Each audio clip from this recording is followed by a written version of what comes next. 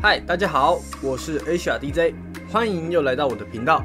今天我要来分享一个有趣的物联网应用，就是物联网电压表。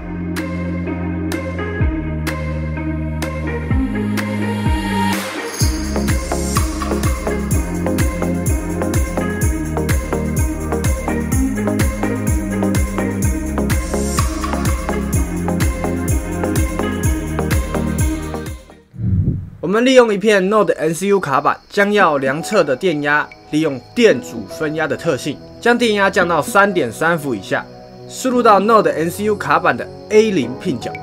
这个 A0 pin 角呢，它可以将输入的电压转换为0到1023的类比数值。我们可以利用这个数值，再透过电阻分压的公式，导推回原先测量电压的大小。在这边，观众可能会问，为什么不一开始就直接测量就好呢？还要再接上电阻分压？原因是因为 Node MCU 的卡板，它的 A0 pin 角最多只能接上 3.3 伏的电压，若是超过呢，它可能会损毁我们的电路板，所以需要利用电阻分压将电压降至 3.3 伏以下才能测量。好，这就是我们电阻分压的电路图，这是它的公式。今天 R1 设定为 100K。R2 设定为 10K， 这时候我们的输出必须要小于 3.3 伏，所以说这边打上35，这样子我们输出就会为 3.18 伏。那这样子的话，我们输入到 Node MCU 卡板里面就可以测量到35伏以下。那我们来看一下接线图的部分吧。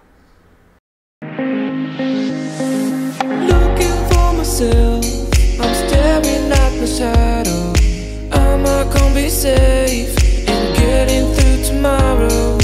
When I throw me down, you can leave me.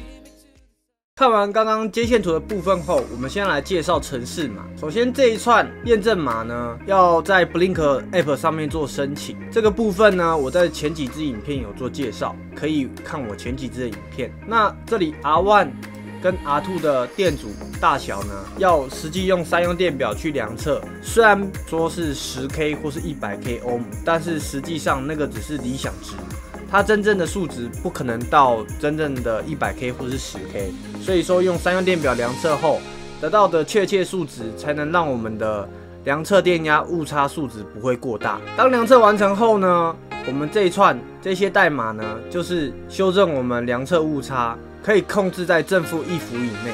误差的部分呢，实际量测的误差会因为每个人的环境不同而有所不同，所以可以自行修改。那在这边我们按下程式码上传，接下来我们来欣赏成果吧。